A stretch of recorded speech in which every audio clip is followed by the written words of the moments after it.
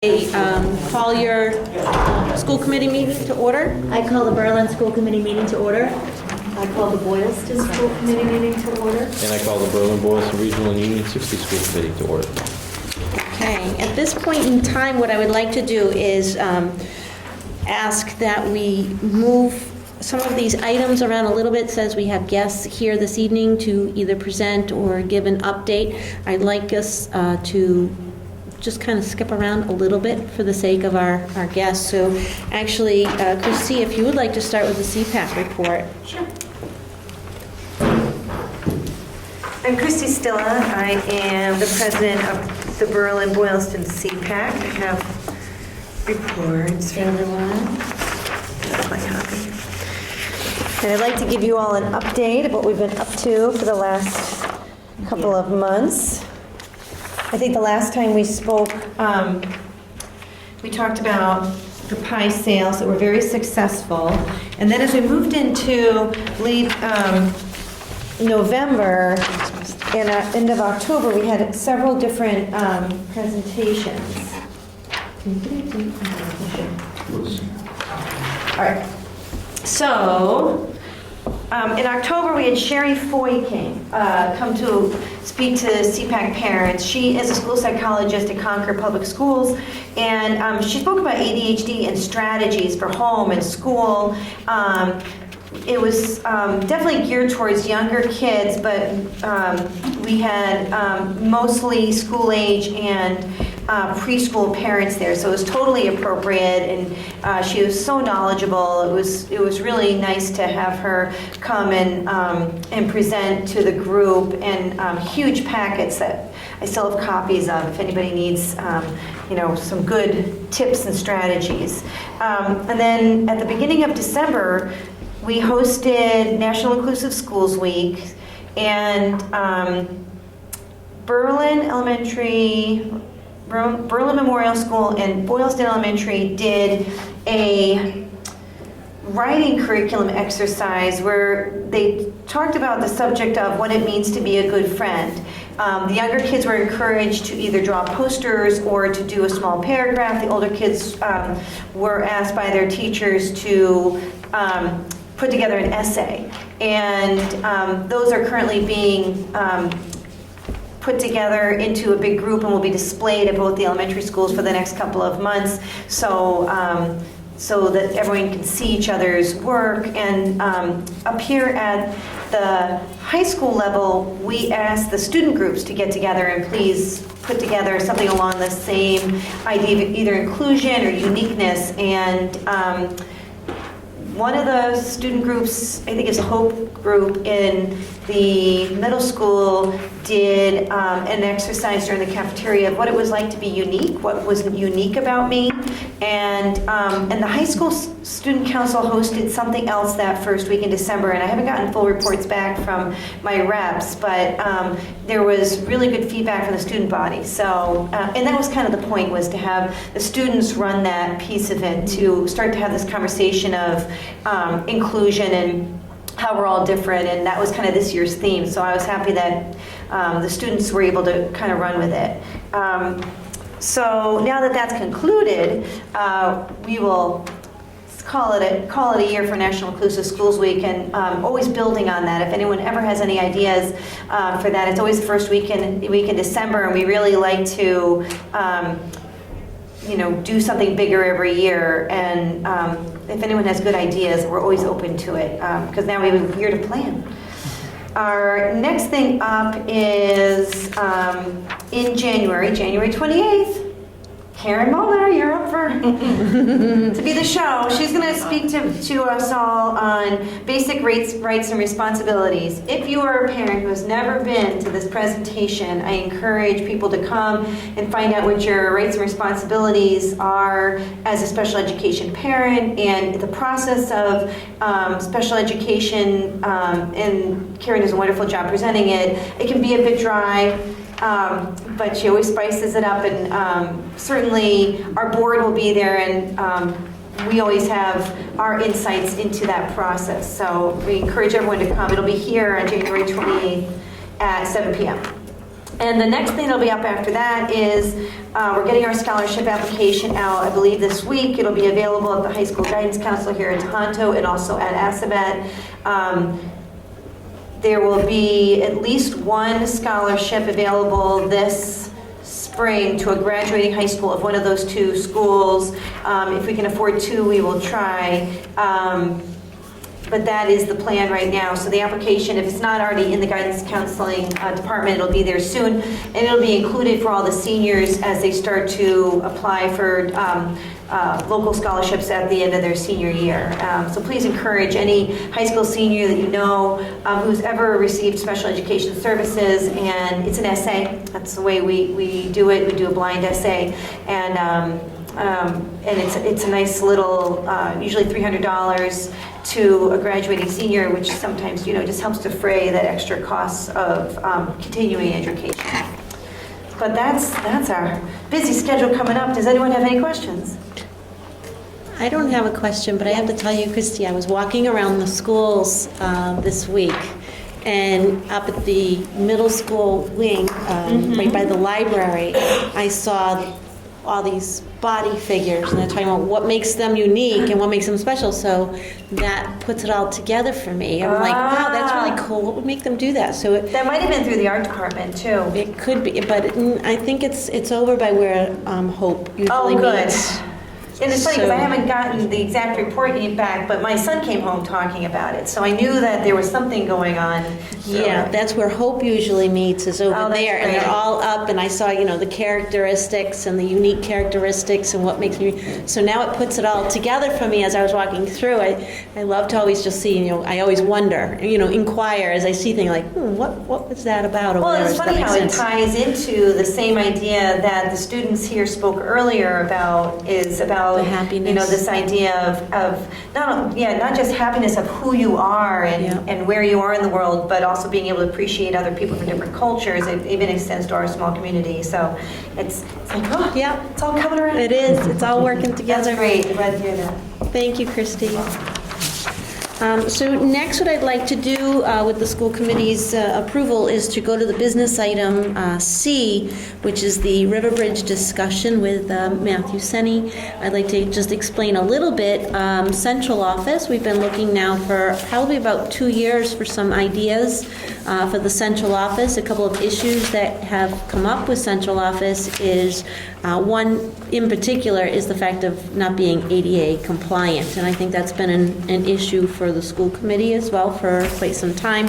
So we've looked at a variety of different opportunities. We do have, we had a couple and then they kind of fell through.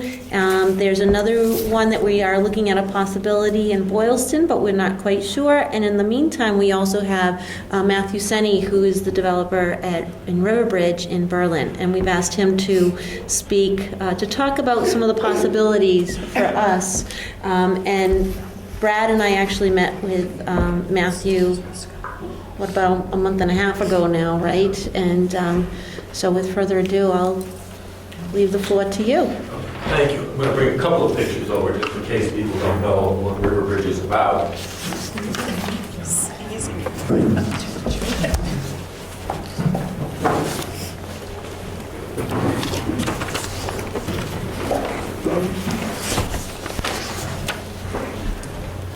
The ladies right here does knock you over. That'll be okay?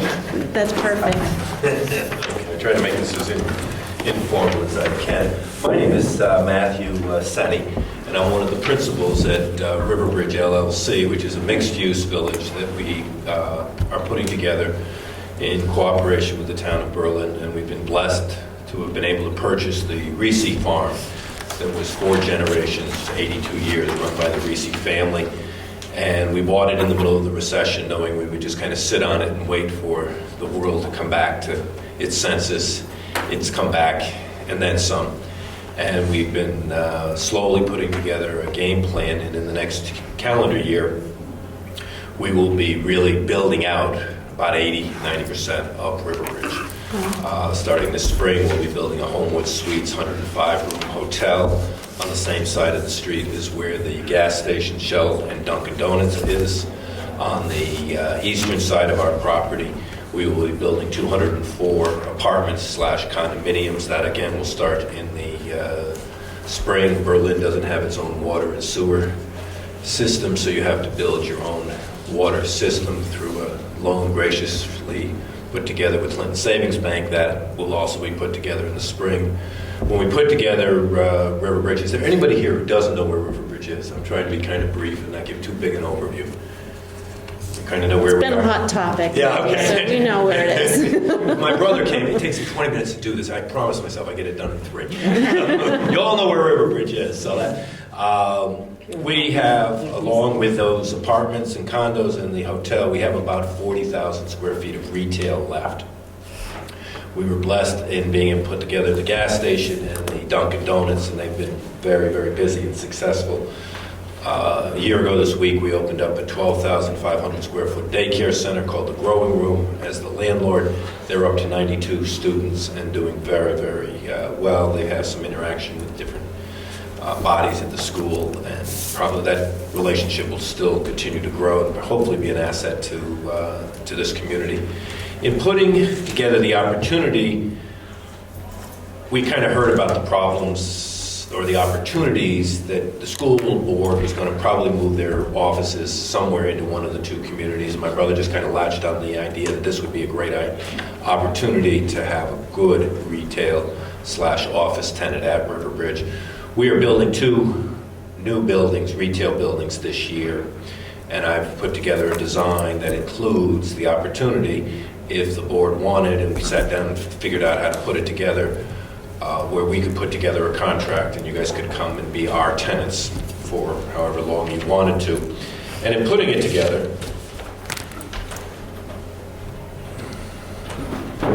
just so it makes a little bit more sense, I'm just going to pass this around a little bit while I chat, but Riverbridge is right now building a new River Road West, which between the 2 properties that'll be finished this spring. And the first building that we're designing is, everyone's familiar with where the Reese package store is. We have to knock that down because that's the main road thoroughfare to get to the 204 apartments. And we're moving it a little bit to the north into a 4,000 to 6,000 square foot building over here with a cafe. And we just had these designed for this meeting today, but this is basically River Road West coming across from Solomon down River Road West. You'd be turning into the Fork, which would take you into the retail and would also take you through to the apartments.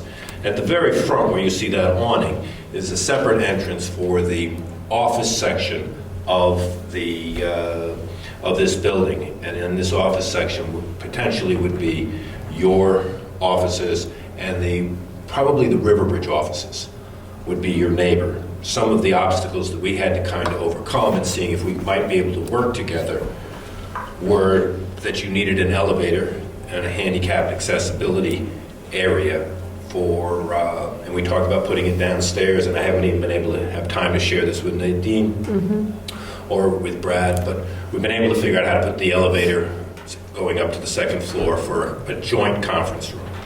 We have a budget that we've been trying to work with based on the current lease to make it easier to go to the different towns so they can say, okay, we can go to Riverbridge, it won't cost us more money, at least in the foreseeable future. This is a good opportunity. So we've taken the parameters of your existing lease, trying to figure out how to make that work. Some of the things we've done is we've put together a cooperative conference room. You'll have your own conference room within your allotted space as you do now, but there was a desire for a larger conference room that you may not use all the time. And the superintendent said, propose that, it might just fly with the board because you don't use it every day. And the advantage of that is we don't have to charge you for it. We're trying to figure out to get you the maximized value on your budget at the most amount of rentable square footage to accommodate your needs. We've talked in the 2,200 to 2,400, not counting the conference room. You'd have your own separate entrance coming into Riverbridge. You'd basically have your own general parking areas. You'd be above a cafe, bakery style business. There would be a liquor store over on this side of the property with the parking over here. How convenient. Well, you know where to go for lunch, and you kind of know where to stop if you're not worried about the neighbors seeing you. What I have found is that people don't stop at the liquor store closest to where they work. The workmen, when they're working, building, growing room, never saw them in the liquor store. We saw them 6 months earlier when they were working on another project. We saw them 2 weeks after the growing room was built, but we never saw them while they were actually on the growing room's payroll getting that project built. But anyway, Riverbridge is going to be a beautiful mixed-use village. You would be a big asset to our community. We've looked at the lease. By the time you moved in next January, for the sake of this conversation, you'd have about 5.5 years left on the existing lease.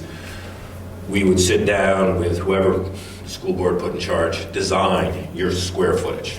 Whether it's 22, 23, or 24, we just try to accommodate you. We're back-ending into the dollars.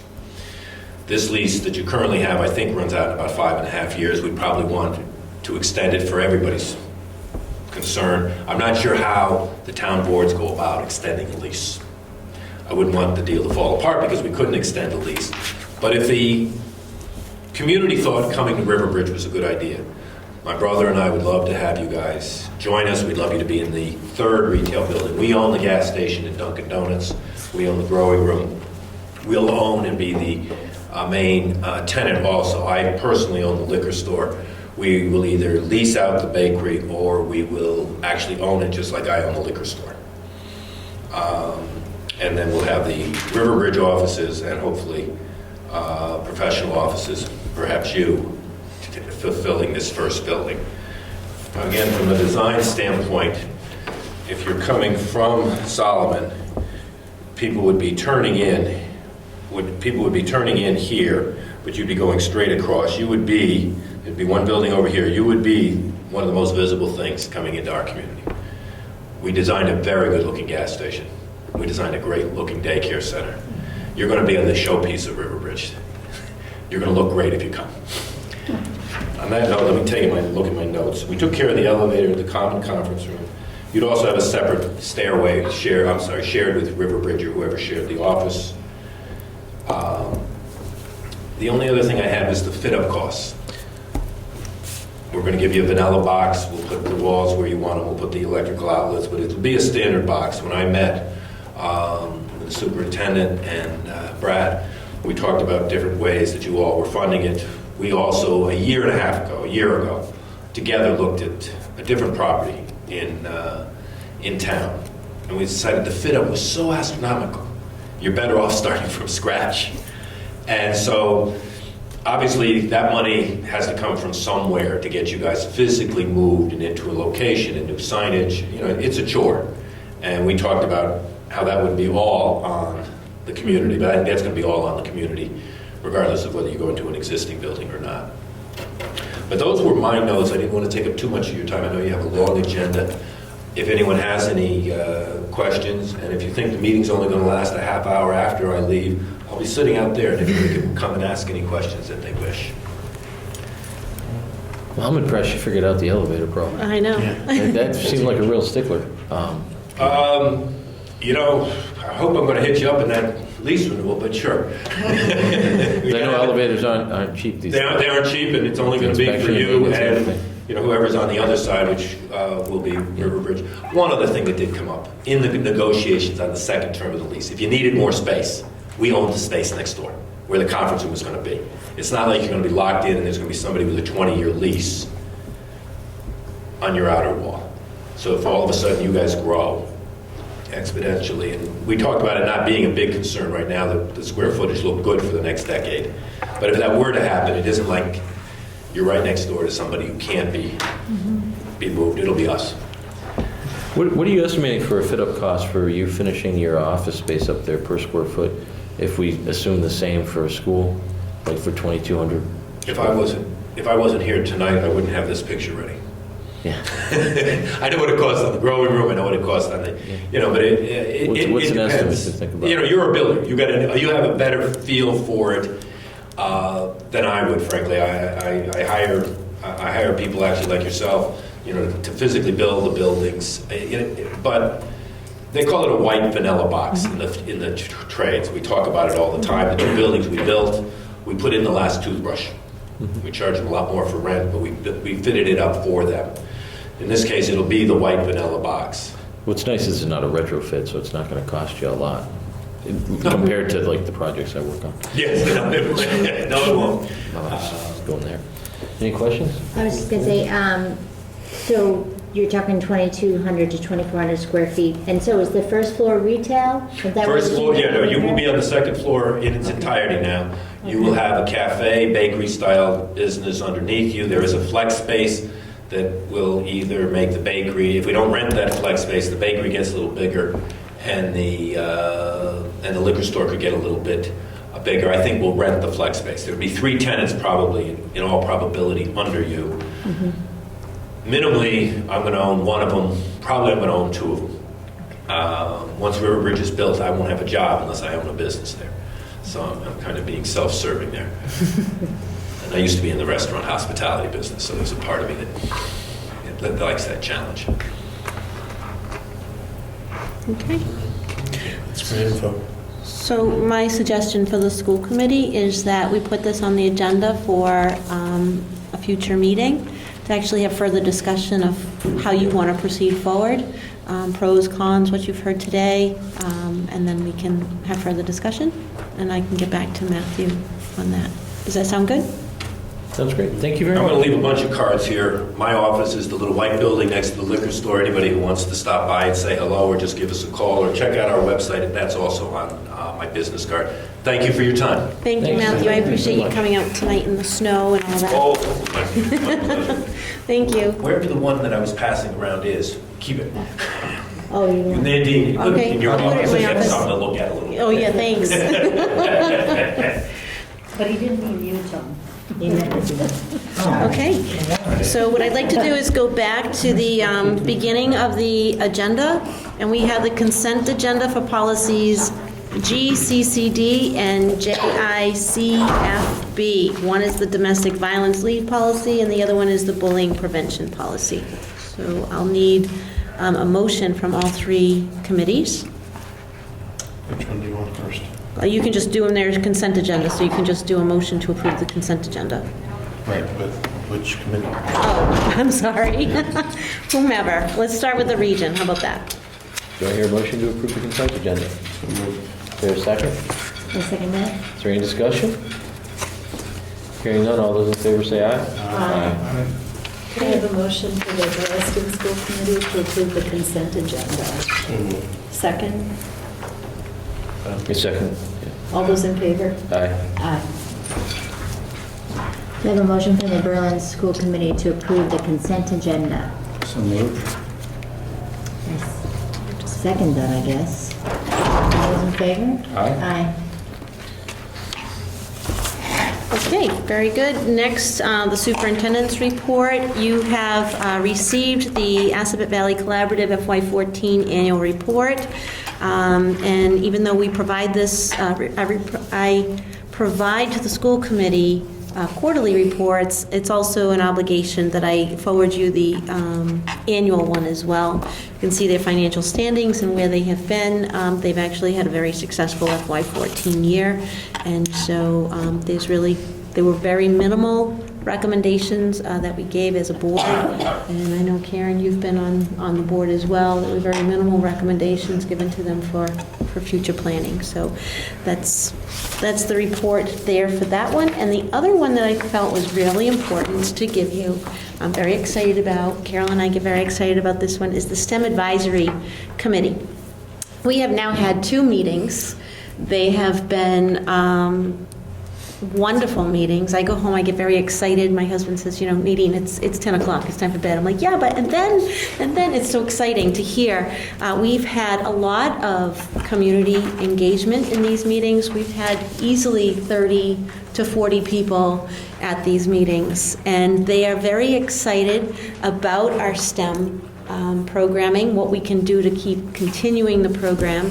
And so the purpose of our STEM advisory group is really to, first of all, we ask them to set up a mission and vision statement, and then to also advise us from their own areas of expertise what type of programming, what type of course selections, or even community outreach opportunities that we can develop. So the first meeting, there were so many people there that we actually just ended up having, the first night was just all about introductory and just listening to people's backgrounds, which I was completely humbled. I think we all were, just listening to the wonderful professionals that we have in our own community.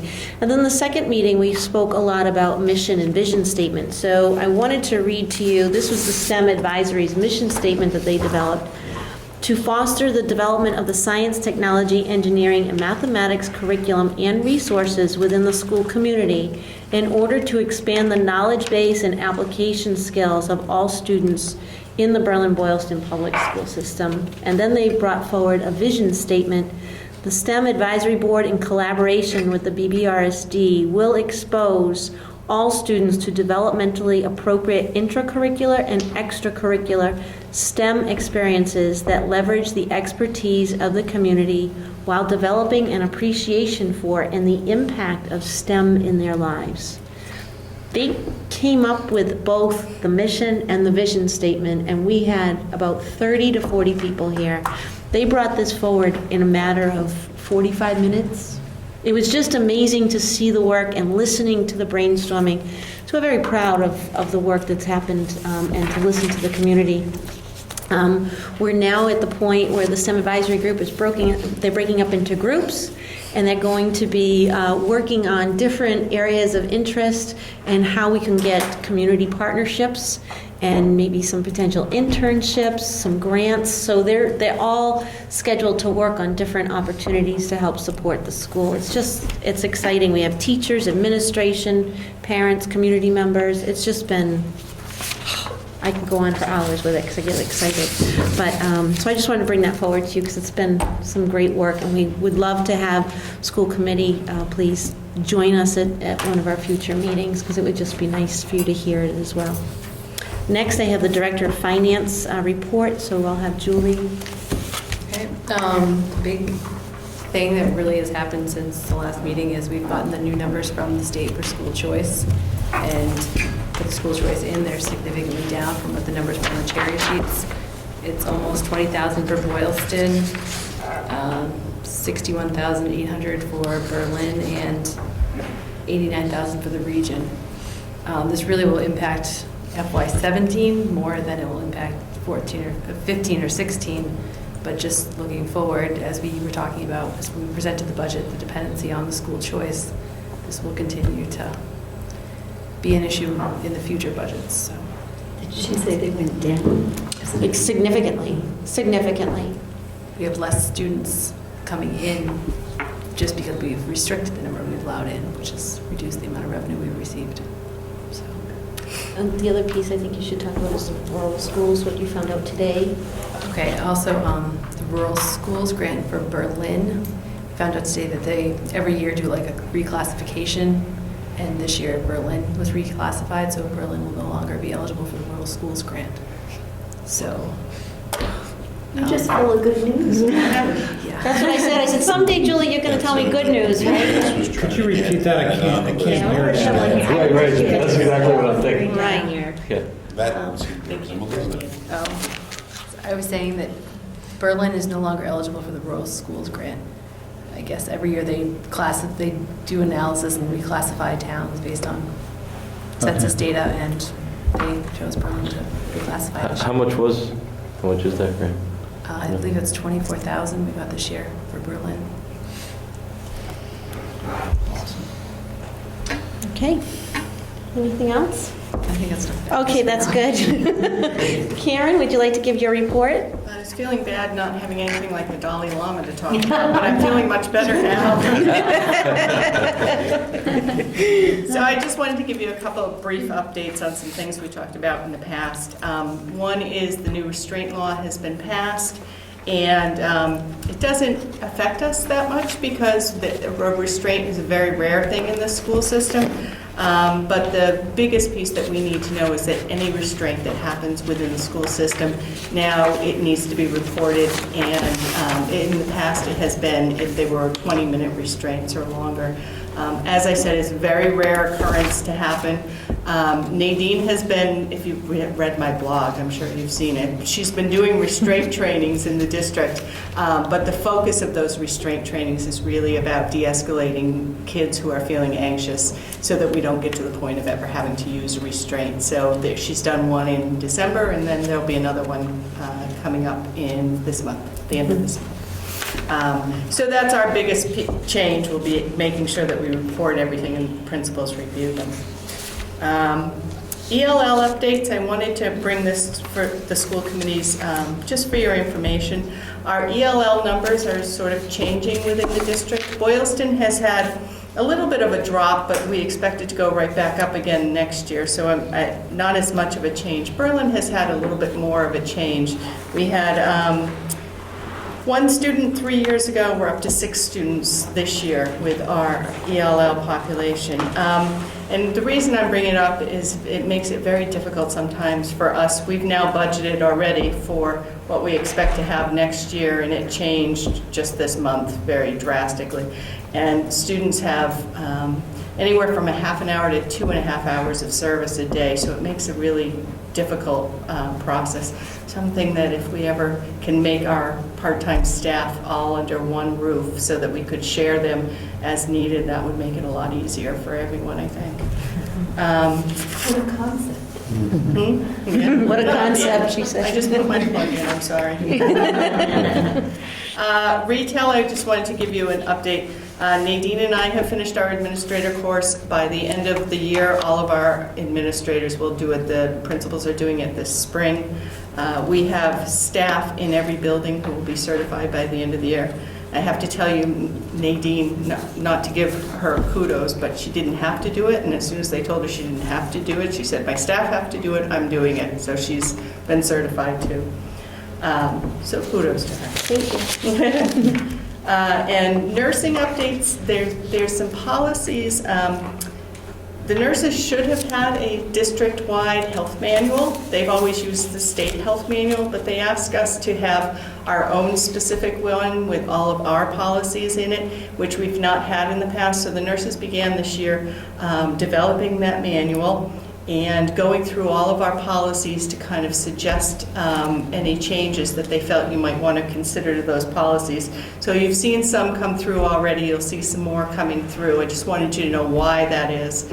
They're reviewing them and making sure that they're clear on what those policies are and developing the manual.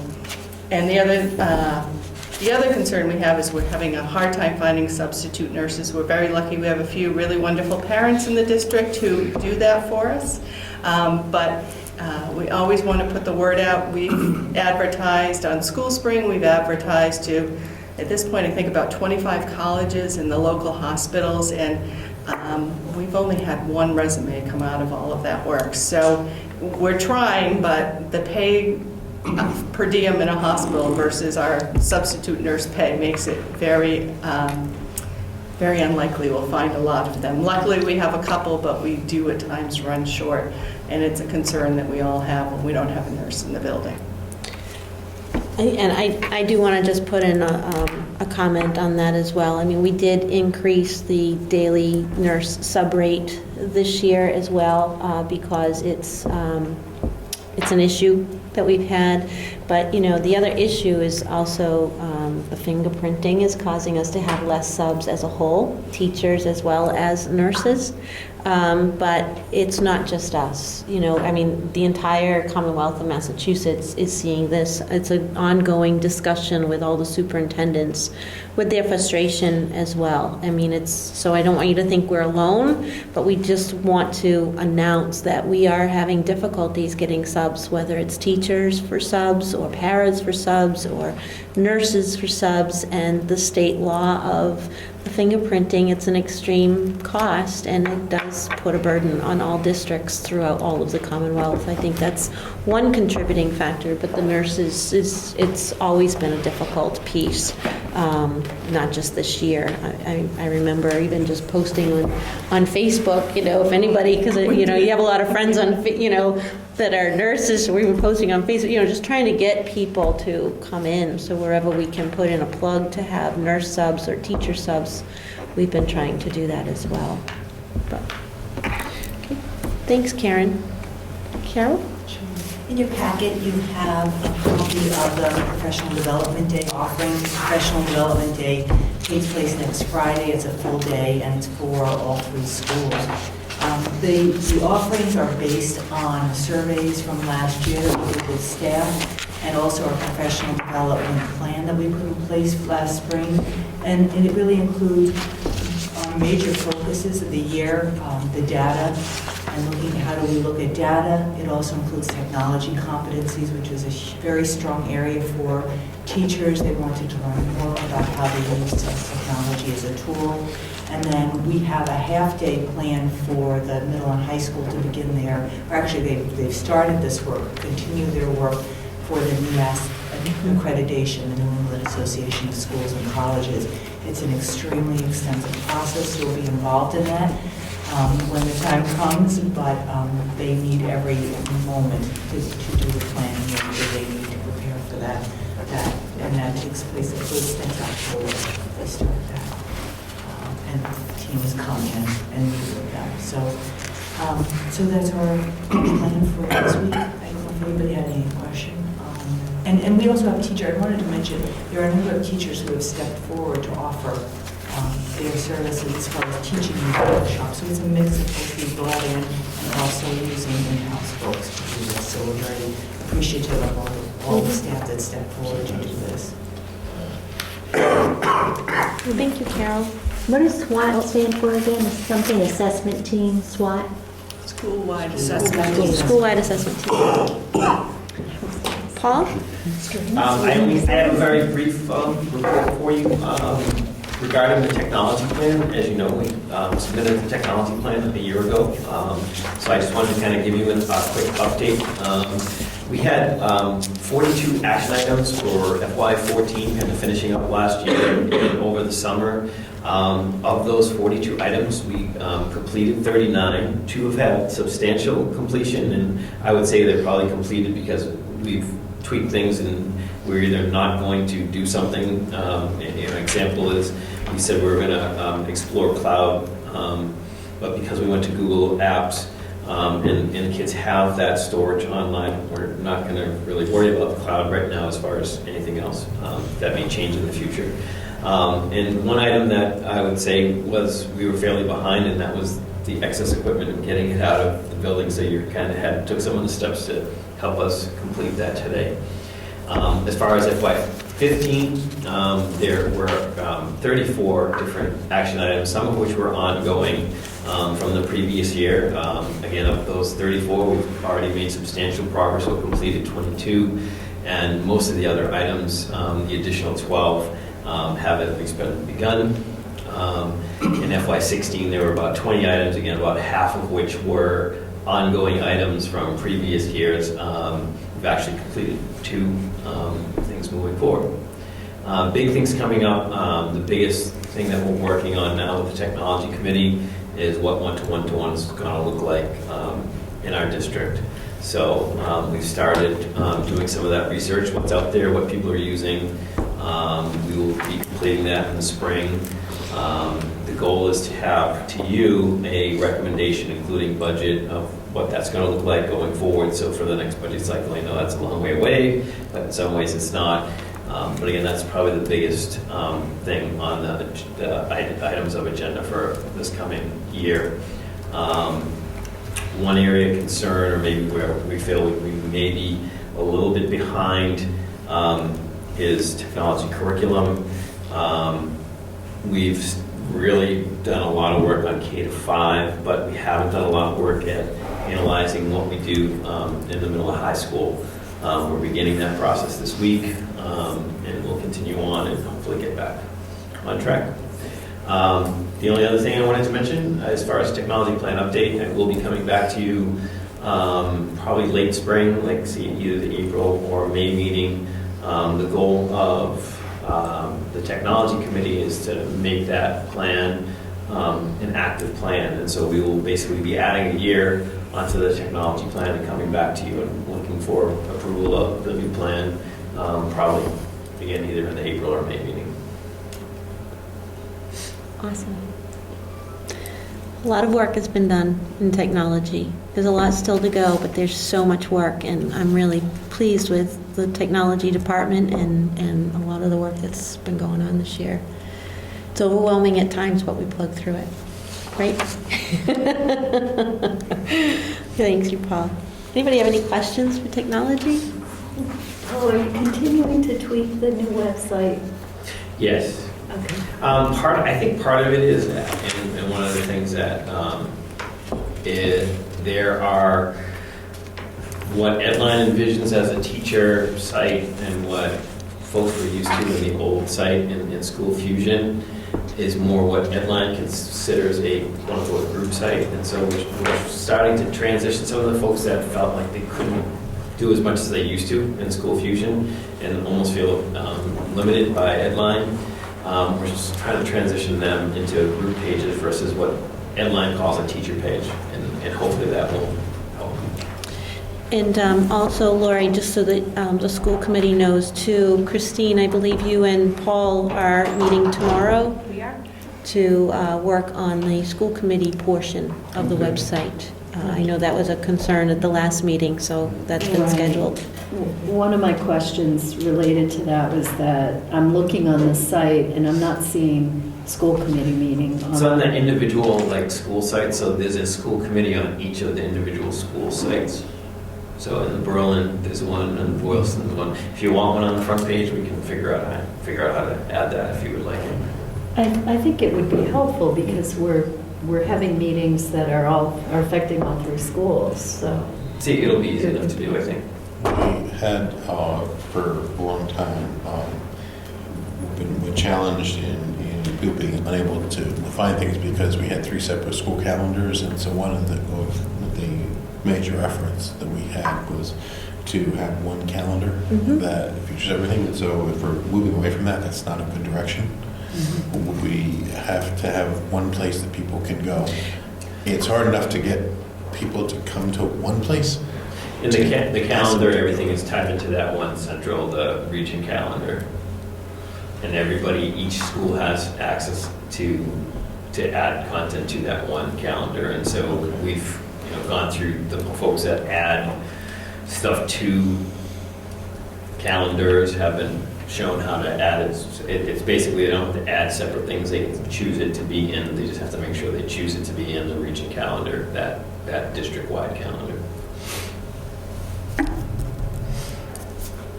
So you should be able to go just to the district page, the district front page, and everything that's in all 3 schools should be at that district calendar if everybody is following directions. But it's not It's the that last page part that's that you mentioned. opening. Okay. And I can follow. I certainly can follow. I hear what you're saying, and I can follow. I think I'm on the district page and no school committee meetings are there. Am I on the district page? You are. We'll follow up on that, Lori. Thank you. And I do see that school committee does have a place again, so thank you. I had a different question. When you were talking about the one-to-one and future budget and doing some research, I remember a year or so ago, you were talking about how there is some conflict of whether going one-to-one is a good thing or not. I mean, is that part of your research, or have you come to the conclusion that it is good for us, or? So what?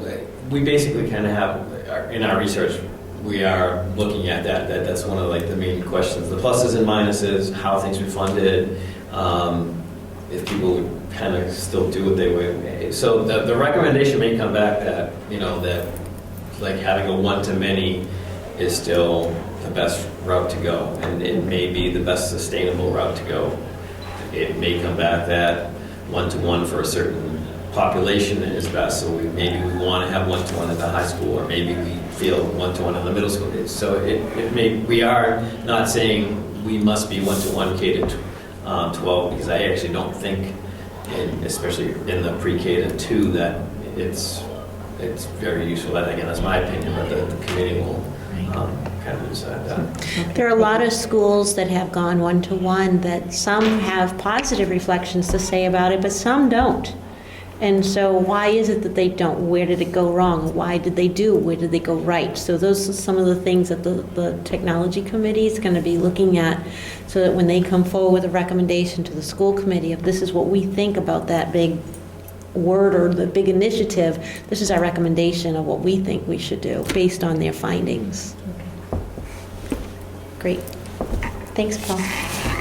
All right. Next is the policy JIC, which is about student discipline. This is a minor revision that was recommended from MASC. And it's just a minor change.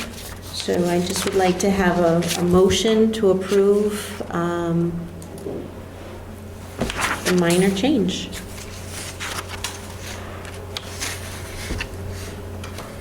I make a motion that, Which, JIC. JIC?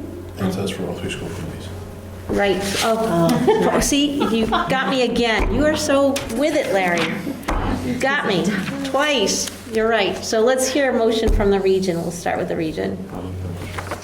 Is there a second? I'll second it. Any further discussion? Hearing none, all those in favor say aye.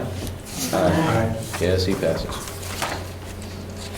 And a motion for the Boylston School Committee to approve the policy JIC. Could So I, moved. Second? all in favor? Aye. Aye. A motion from the Berlin School Committee to approve JIC. So moved. I'll second that. All those in favor? Aye.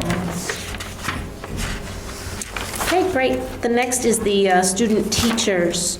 We have a physical therapist that we actually contract. She's not an employee of our district. She's a contracted service that we have. Her name is Mary Jo Flatley. She has been with us through Assabet Valley Collaborative for many years. She's been here. She has some students that would be coming in, various students throughout the week to come in, and we want to, who will be working directly with her. And we want the school committee's approval to have the student teachers to come in. It's a rotation, so I believe they come. It's a different student every Friday. It's a one-time visit. She's done it in the past as well. It's just, this is new this year where I want to bring the notification to the school committee, and I am going above and beyond the policy recommendation, but I just would like your vote, because then you know and you approve that these individuals would be coming in. They would be overseen by Mary Jo Flatley, who we highly respect and appreciate her efforts in our district. I noticed on the form that the part about Corey and fingerprinting wasn't filled out. Will they be Corey and Yes. fingerprinting? Yes. Okay. They all have to be, yep. So I would ask that since these student teachers will be in all 3 districts, I'll ask that the region vote first. Do I hear a motion for the region? So moved. Is there a second? A second. Any further discussion? Hearing none, all those in favor say aye. Aye. Aye. Okay, and then we'll have the Boylston. Boylston School Committee to approve. So moved. Second? All in favor? Aye. The Berlin School Committee to approve CPAC. So moved. I second that. All those in favor? Aye. Great, thank you very much. You can know that that's all been taken care of.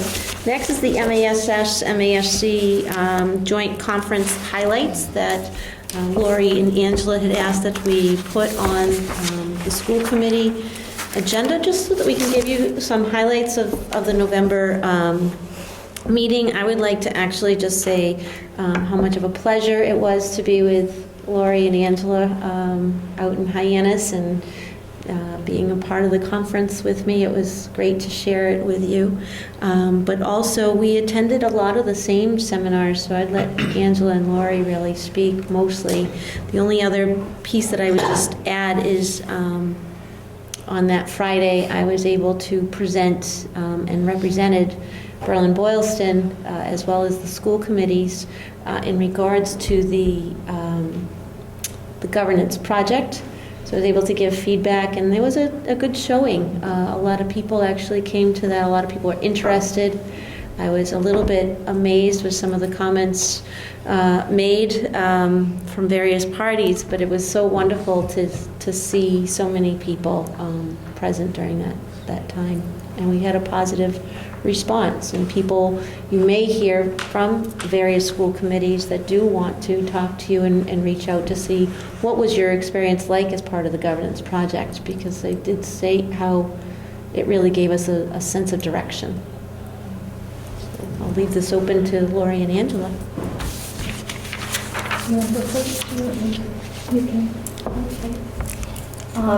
I think the district governance presentation was interesting in terms of some other districts and their challenges. There were a couple of co-presenters with Nadine, and I was impressed with all of the presenters. It really sort of demonstrated, I think, that the governance process, and we had the good fortune, I think, to go through that process with Dorothy Presser, and I think she was exceptional.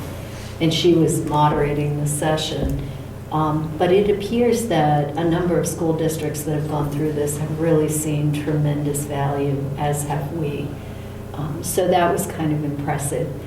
Some of the other sessions that we attended, one was a session on kind of on cost containment, efficiency ideas, and there were some intriguing things that we heard and learned there from several school districts that have done a lot of work around really managing expense in different ways and trying to be creative.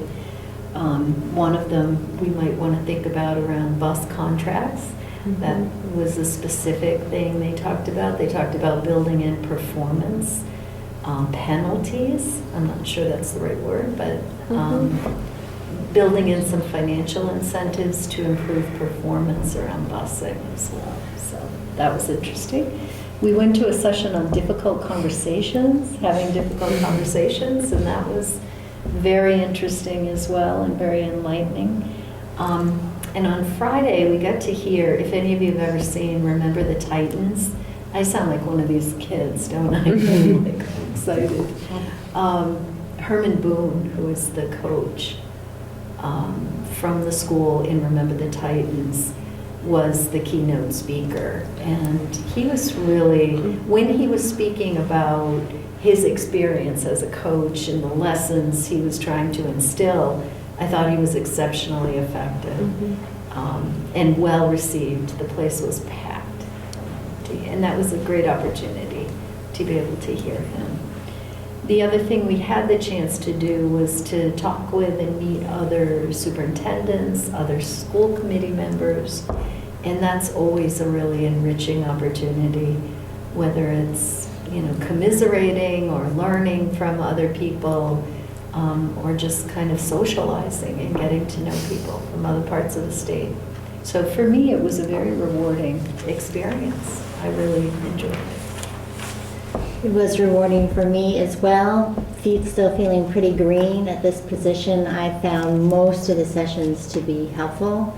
And we did get the PowerPoint from Difficult Conversations. And when I first looked at it, I thought, oh, the presentation was so much better because they always add stuff. But today I went and reread the PowerPoint. I thought, you know, maybe the other school committee members would like to have a copy of this. I mean, maybe more so in your professions, you know, than what you might need to use as a school committee member per se for our role. But I'll forward that to you just for Grin so you can have it. I find it very helpful.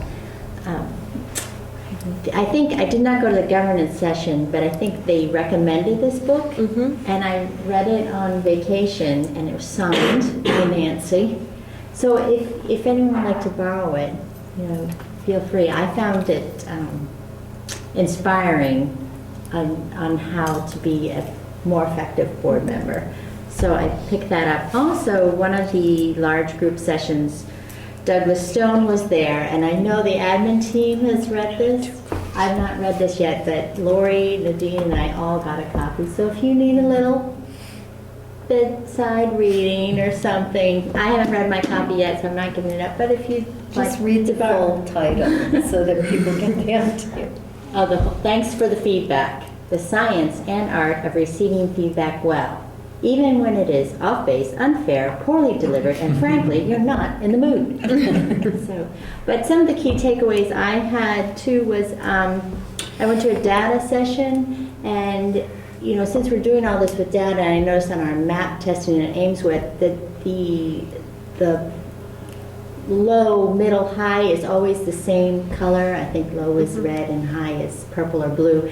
Their recommendation was to always, no matter what you're looking at, keep those colors the same. So parents, and when they immediately look at those colors, they know what we're talking about. Because when we're in Berlin-Boylston, we're always talking about as red being below our target and purple or blue being above target. So I thought that was key. Another takeaway that I wanted to share with you was kind of a media message sort of one I went to on Friday afternoon. And I thought it was good for us because it did suggest if you have a new initiative that you're trying to pass, or perhaps in our case, regionalization, you really have to run it like a campaign. So, that's good, because when you are trying to get your community buy a new initiative or a change or something like that, you really have to have a strategy and be good communicators about it. So, honestly, it was good. It was a great few days. Oh, and the last thing I want to mention is I did go to the Division 4 meeting. So you're looking at the new secretary treasurer. Nice. But they tell me that there's nothing really involved. I think I'm a warm body. And they only need help when they do these special programs 1 to 3 times a year or whatever. So no one's contacted me yet about anything, but... You're the secretary, you're supposed to be contacting them, right? Someone nominated me, who shall remain nameless. And anyway. Yeah. Well, congratulations. Congratulations. Yeah. So. Great. That's it. Wonderful. All right, we need a motion to adjourn. So I need it from the region and then from the 2 municipals. Do I hear a motion from the region? A second? Second. Any further discussion? Hearing none, all those in favor say aye. Aye. Do I have a motion for Boylston School Committee to adjourn? Second? All in favor? Aye. Motion from the Berlin School Committee to adjourn. Seconded? Those in favor? There's some checks I gotta sign.